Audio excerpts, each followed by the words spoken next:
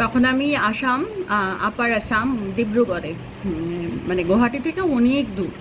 তো ওখানে খুব ফ্রিকুয়েন্টলি বৃষ্টি হয়, লোডশেডিং হয়।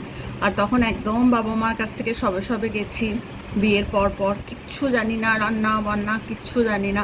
তো ওই কোনো মতে দিন চালানো যাকে বলে। কেননা আমি তোমাদের সঙ্গে এর আগে শেয়ার করেছি যে আমার হাজব্যান্ডের খুব মানে ট্যুরের একটা ব্যাপার ছিল, 24-25 দিন বাইরেই থাকতো।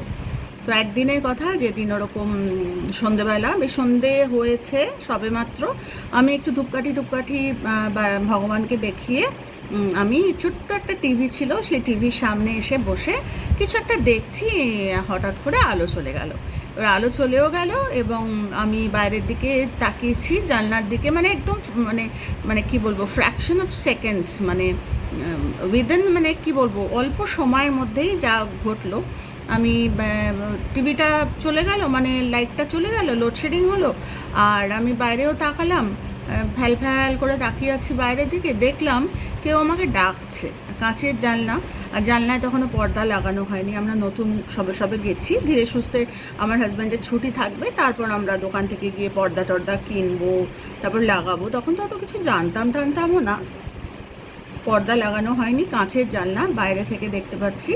আমার এখন হাসি মুখ দিয়ে যেও না, তখন আমার সাংঘাতিক অবস্থা হয়েছিল। এমনিই আমি ভীতু।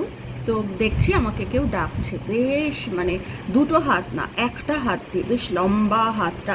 তো একবার যখন চোখটা গেছে তখন তো ভয়ে আমি মানে একদম সে জড়ো সড়ো। তারপর ভয়ে ভয়ে যেদিকে আমাদের সাইকোলজিক্যালি যেটা তাকানো বারণ না, সেদিকেই আমাদের দৃষ্টি যায়। আমি আবার তাকিয়েছি, তখন দেখলাম যে হাতটা বেশ লম্বা আর আমাকে ডাকছে, বেশ এরকম এরকম করে ডাকছে, মানে ধুম জ্বর এসে গেল। তো যাই হোক, পরের দিন সকালবেলা ভোর হতে না হতেই আমাদের নিচে থাকতেন একটা ফ্যামিলি বাঙালি, সেই মেয়েটি, এক ছেলে এক মেয়ে, মেয়েটি ডাকছে বৌদি বৌদি করে ডাকছে। তো আমার কোনো সাড়া নেই, আমি তো ধুম জ্বর, রাতে কিছু খাইনি, ওরমভাবেই পড়ে আছি। তো যাই হোক, কোনো মতে উঠে টলতে টলতে গিয়ে দরজা খুলতেই দেখলাম ওই মেয়েটি এসে দাঁড়িয়েছে, বৌদি চলো নিচে, মা ডাকছে, চা খাবে।